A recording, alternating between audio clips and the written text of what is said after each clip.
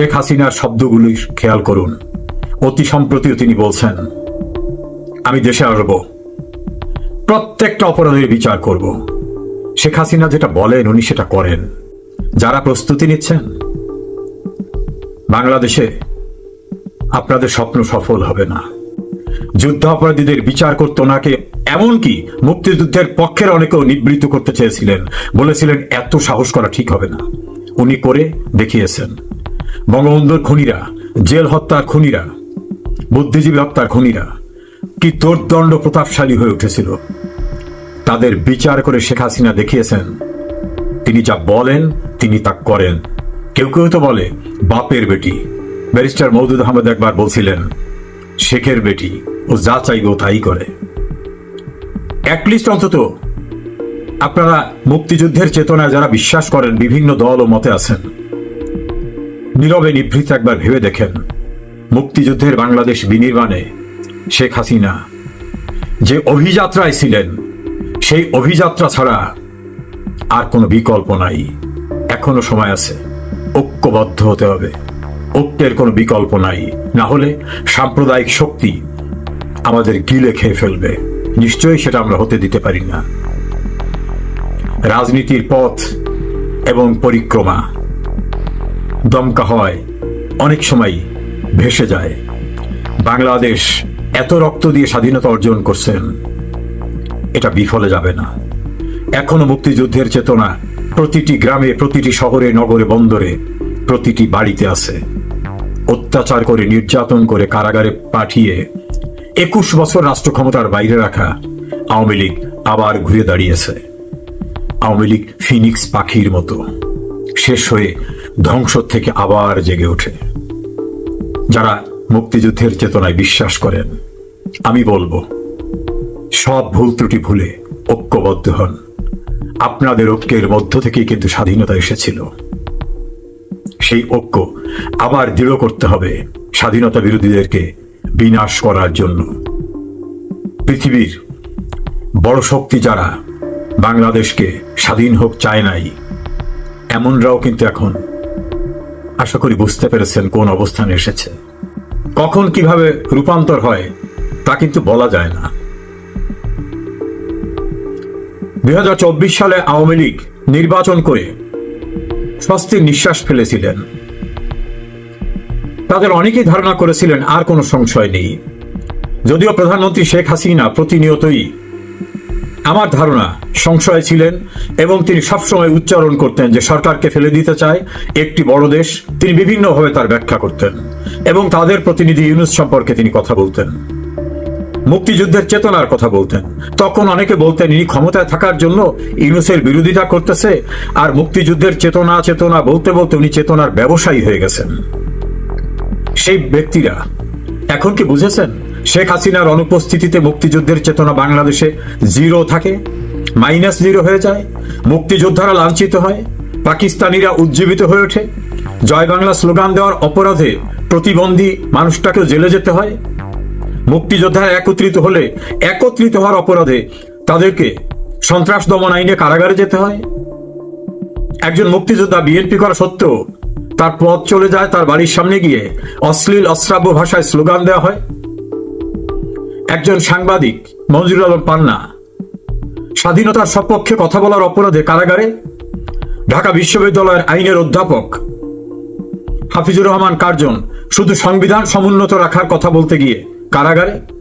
যারা শেখ হাসিনাকে চেতনা ব্যবসায়ী বলতেন, তারা বুঝেছেন শেখ হাসিনা না থাকলে বীর শ্রেষ্ঠরা সম্মানিত হয় না, মুক্তিযোদ্ধাদের সম্মান থাকে না, মুক্তিযুদ্ধ জাদুঘর থাকে না, ধনী দরিদ্রের ব্যবধান দূর হয় না, হিন্দু মুসলিম বৌদ্ধ খ্রিস্টানের সাম্প্রদায়িক সম্প্রীতির বাংলাদেশ থাকে না, বঙ্গবন্ধু থাকে না। মুক্তিযুদ্ধের 30 লক্ষ শহীদের সবকিছু মুছে দিয়ে রিসেট বাটন করে নতুন করে পাকিস্তানি স্টাইল চালু করতে চায়। যারা শেখ হাসিনাকে অভিযুক্ত করে বলতেন উনি একা বঙ্গবন্ধুর মালিক, উনি একা জয় বাংলার মালিক, ওনার হাতেই শুধু বাংলাদেশের স্বাধীনতার চেতনা নিরাপদ, প্রশ্ন তুলতেন। শেখ হাসিনা তো দেশে নেই।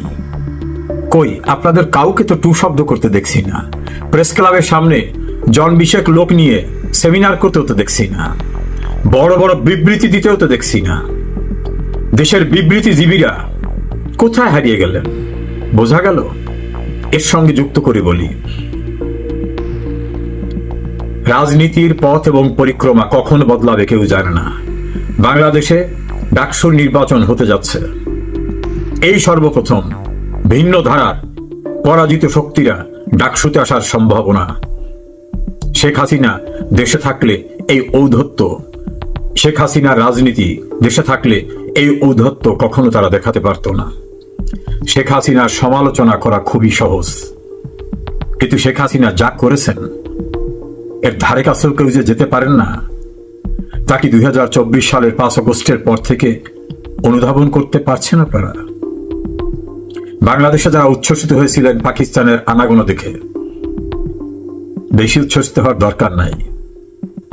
পুরুষ সবচেয়ে আকর্ষণীয় ব্যক্তিত্ব। তিনি যেহেতু শেখ হাসিনার জমানায় নিয়োগপ্রাপ্ত সেনাপ্রধান ছিলেন, সঙ্গত কারণেই মানুষের বিশ্বাস এবং আস্থা তার প্রতি থাকার কথা নয়।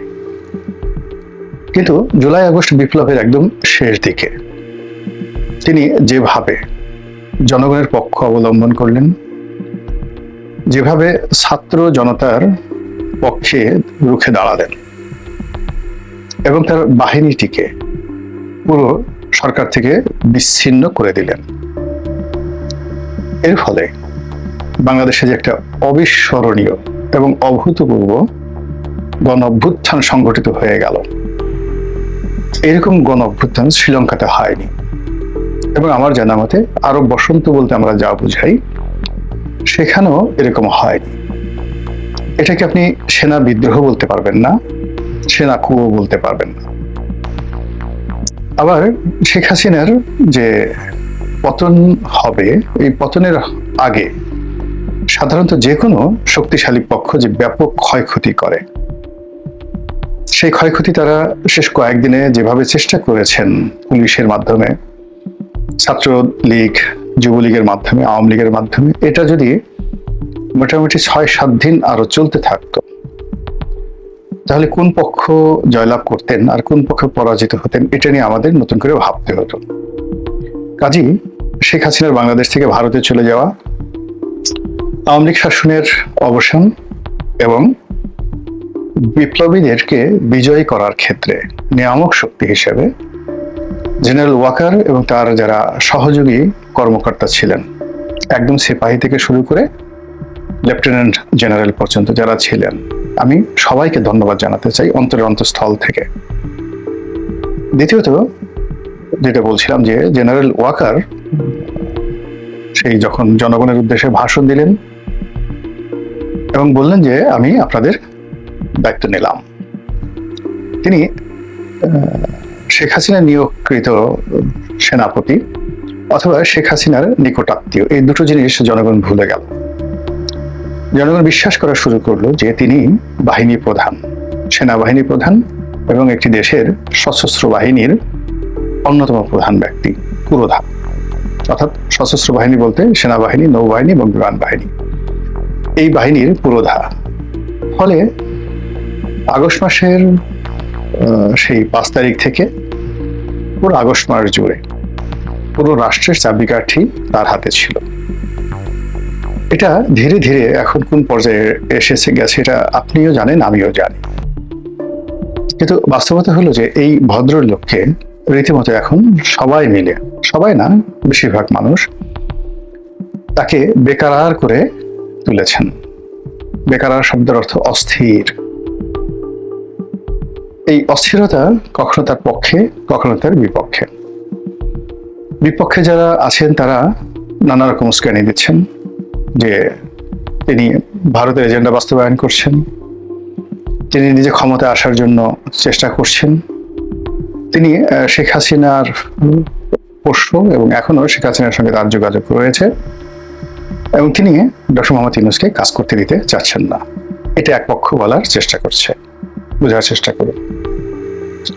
আরেক পক্ষ বলার চেষ্টা করছেন যে তিনি জামাত এবং শিবিরের মদতদাতা। জামাতের আমিরের সঙ্গে তার সম্পর্ক ভালো ছিল এবং তিনি একসময় শিবির করতেন ছাত্র শিবির করতেন এবং সেখান থেকে আজ এখানে পৌঁছে গেছেন।